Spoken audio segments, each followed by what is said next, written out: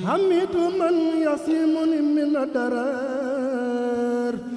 mbokku jullit yi mbokku talibe yi asalaamaaleykum wa rahmatullahi taala wa barakaatu ci ndigalu Serigne Mountakha Bassirou Mbacké xalif général des Mourides yal na fi yàgg lool te ànd ak wér ci kilifteefu Serigne Abo Mbacké xalifa Serigne Fallilou Mbacké Khadim Rasoul Serigne Cheikh Diorel Mbacké xalifa Serigne Cheikh Thioro Mbacké ak mboolem njabootug Serigne Cheikh Thioro ñoo am mbégte di wooteeti di yëgle ak di fàttali màggalug Mbacké Bari di bésu fàttaliku damuk Cheikhul Khadim ci tukkib yoonu géej gi amee woon ci atum Jaysasin 1313 dëppoon ak fukki fan ci weeru août 1895 ren ñu jàpp ko talaata fukki fan ci weeru août 2021 ca Mbacké Bari Jolof di ko yëgal mboolem jullit yi rawatina njabootug Serigne Touba gépp mboolem ñi ñu bokkal Mam Maram njabootug Mam Balla Aïssa njabootug Mam Mor Anta Sali Mbacké Mbusoobe njabootug cheikh yu yoonu murid rawatina nag cheikh yi tarbiya ci Serigne Touba ca Mbacké Bari di ci beral ab woote njabootug Serigne Cheikh Absa Mbacké xalifa ba di Serigne Cheikh Mbacké Xombal di ko yëgal njiitu réew mi son excellence El Hadji Macky Sall gouverneur région bu Louga préfet bu Linguère sous-préfet bu Sagata Jolof ministre Samba Ndiobène Ka ministre Ali Saleh Diop Ali Ngouille Ndiaye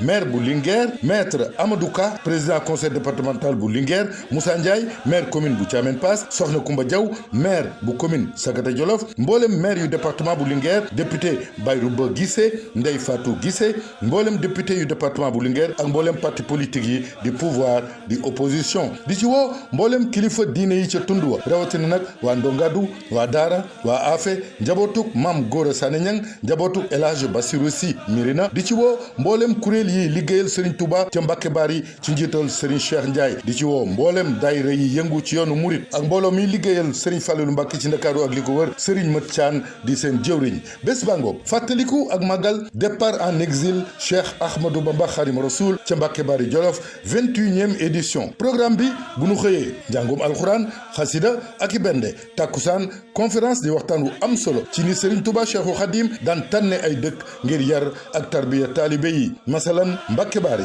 conférencier ba Serigne Gana Messere ak ay borom xam-xam yu mag yu ràññeeku ci yoonu murit dina nu fa amal itam ab exposition ca barab ba ku tedd ka taxawoon doon tàggatoo ak njaboot gi le 10 août 1895 la woon bés bangoog màggaluk Mbacké Bari 21e édition talaata fukki fan ci weeru août 2021 Mbacké Bari nag di ñetteel bi dëkk bu Serigne Touba sanc ci coobereem di dëkk bu mu waajale yoonu géej gi di dëkk bu sunu borom maye Serigne Touba Cheikhul Khadim lépp lu mu namoon ci yoonu géej gi muy dëkkub nangub ñaan dëkkub pajum aajo Serigne Cheikh Diorel Mbacké di xalifa ba ak mboolem njabootu Serigne Cheikh Thioro di ci woo mboolem jullit yi mboolem taalibe yi ci biir réew mi ak bitim réew rawatina nag mboolem këru diine yi ñu bokkal lislam bi ci biir réew mi sëriñ bi di sàkku tey ñaan ci képp ku nar a teewe bés bi nga fexe ba sàmmonteeg ndigalu waa kër docteur takk masque raxasoo saabu fomp say loxo ak gel hydroalcoolique asalaamu aleykum wa rahmatullahi taala wa barakaatu.